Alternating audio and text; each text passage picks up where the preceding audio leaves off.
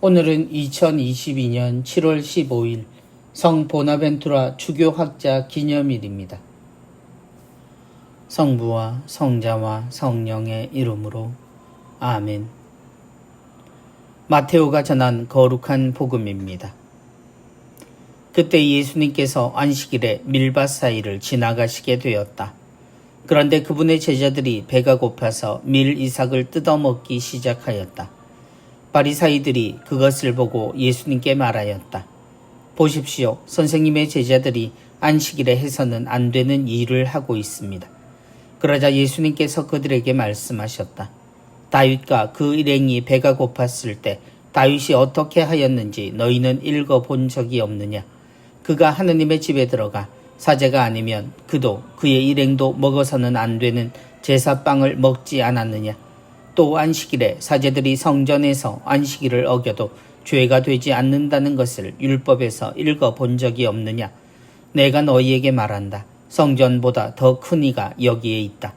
내가 바라는 것은 희생 제물이 아니라 자비다 하신 말씀이 무슨 뜻인지 너희가 알았더라면 죄 없는 이들을 단죄하지는 않았을 것이다. 사실 사람의 아들은 안식일의 주인이다. 주님의 말씀입니다. 그리스도님 찬미합니다. 다윗과 그 일행이 배가 고팠을 때 세상은 일정한 규칙들이 있고 그 규칙들을 사람들의 합의로 이루어졌다라고 우리는 배웠습니다. 당연히 모두가 그 규칙을 지켜야 하는 이유는 그 합의가 사람의 삶에 최소한 지켜야 할 기준으로 세워졌기 때문입니다. 누구나 나 하나쯤을 생각한다면 별일 없다고 생각하게 되지만 그렇지 않은 이유는 그 하나가 모두가 될 수 있기 때문입니다. 그리고 그 하나가 필히 여러 사람들에게 피해를 줄 것이기 때문입니다. 그럼에도 세상에는 예외라는 것이 존재합니다.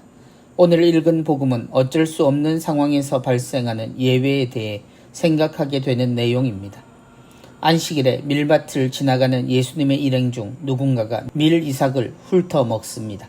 그리고 이 일은 안식일 법에 어긋나는 행동이었습니다. 지적을 받고 비난을 받는 것은 당연한 일이었습니다. 보십시오. 선생님의 제자들이 안식일에 해서는 안 되는 일을 하고 있습니다. 그들의 지적은 옳았고 오류는 없었습니다. 그런데 그들의 이야기에 예수님은 예외적 상황 하나를 꺼내십니다. 다윗과 그 일행이 배가 고팠을 때 뜻밖의 이야기 속 등장한 사람은 그들의 훌륭한 조상 다윗이었습니다. 그리고 그 이야기 속 다윗은 예상치 않은 상황에 빠져 있었습니다. 곧 배가 고팠을 때입니다. 그리고 그는 그 상황에서 그야말로 할 수 없는 일로 그 배고픔을 해결합니다. 곧 사제에게만 허락된 빵에 손을 댄 것입니다. 그리고 그것을 자신뿐만 아니라 함께하는 일행들에게도 먹게 했습니다. 다윗이 어떻게 하였는지 너희는 읽어본 적이 없느냐? 예수님은 더불어 성전에서 안식일을 어겨도 되는 사제들의 예를 들어 이 예외의 존재를 기억하게 하십니다. 곧 위인으로서의 다윗이 아니라 사람에게 배고픔이라는 상황에 하느님이 그 잘못을 묻지 않으신다는 것입니다. 예수님의 말씀이 모든 규칙을 무너뜨리는 말씀이 아니라는 것은 분명합니다. 주님은 안식일에 어김없이 성전에 들리셔서 하느님의 말씀에 충실하셨기 때문입니다. 주님은 굳어버린 사람들의 생각을 걱정하셨습니다. 그래서 당신의 가르침을 이 말에 담아 전해주셨습니다. 내가 바라는 것은 희생 제물이 아니라 자비다. 성부와 성자와 성령의 이름으로 아멘.